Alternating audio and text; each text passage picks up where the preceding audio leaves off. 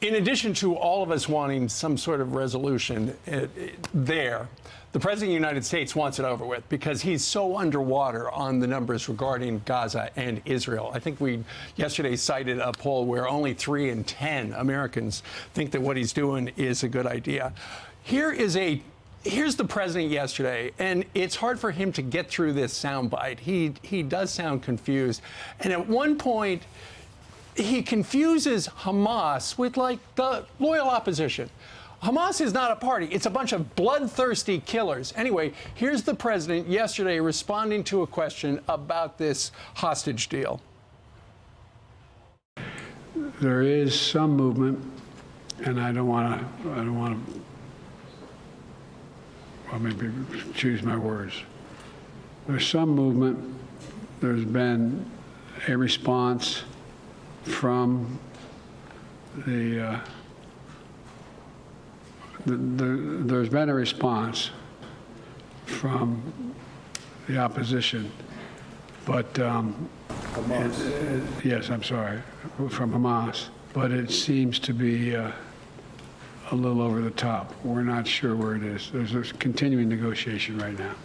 It's pretty unbelievable that the press has to help him out on this issue. It's kind of an important factor to actually get Hamas right. They're terrorists. They're not the opposition. You got that latest NBC poll, 76% of Americans are concerned about his age. That includes Democrats and independents. And this just furthers the narrative. You know, a lot of people are saying we feel sad about this. I think a lot of people within the Jewish community are furious about this. He can't be on the ticket. I just don't see how it happens. I mean, that's the Democratic option right there. Benjamin Netanyahu, the prime minister, evidently he says he's a effing fill in the blank. The president. Biden on Netanyahu. So they have horrible relations. Yet his backing of Israel has lost a lot of the Arab community. He's unable to tell his side of the story. If you see some of the protests in New York, it's not so. It's as much as they're saying ceasefire, they're pro-Hamas. Yeah. So there's a huge portion of this country that's pro-Hamas. That's a huge problem. And not only so, he takes this stance. He is not all in because he's against the sitting government that he's backing. The munitions, they're in desperate need of munitions right now, according to many reports. Can't seem to marshal that. And at the same time, he can't even reiterate, he can't even defend his stance for Israel. Well, and our reporters should be able to go into the White House press briefing room and talk about what's happening around the country, what our solutions are. But instead, reporters like Peter Doocy, our White House correspondent, has to go in and ask Karine Jean-Pierre about this president's mental health. Not only did yesterday you just saw that soundbite of him stumbling, the long pauses. Right. The day before he got mixed up, called President Macron President Mitterrand, who died in 1996. This is every day now, a stumble, a blunder, can't put words together, and that's what Peter asked her about. Listen.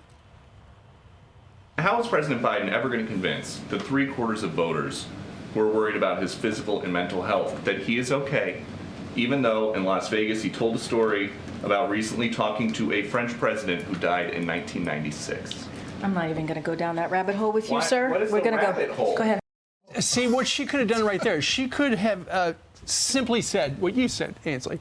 The president said Mitterrand, he met Macron. She could have explained it that simply. She would have just said he got confused. The problem is She never said he got confused. Well, that's why, Brian, because the Republicans are saying, look, the president is confused. Then if it is reiterated by her own press secretary, look, he said Mitterrand meant Macron, it would have validated everything the Republicans are saying about the president, who is he's struggling. We all struggle from time to time.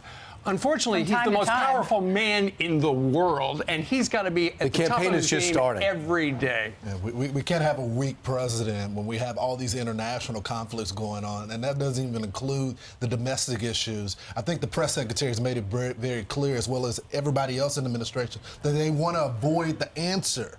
But you have 76% of Americans that feel the same way. We can't all be crazy here.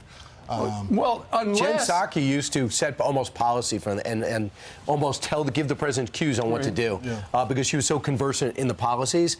KJP can't even cover for the president, and she doesn't even seem to prepare for her own press conferences. Well, she could have made it easier. But then again, the alternative is maybe he actually does talk to dead people. Just saying. I saw a movie like that once. Anyway, that's what the president said yesterday. I'm Steve Ducey. I'm Brian Kilmeade. And I'm Ainsley Earhart. And click here to subscribe to the Fox News YouTube page to catch our hottest interviews and most compelling analysis.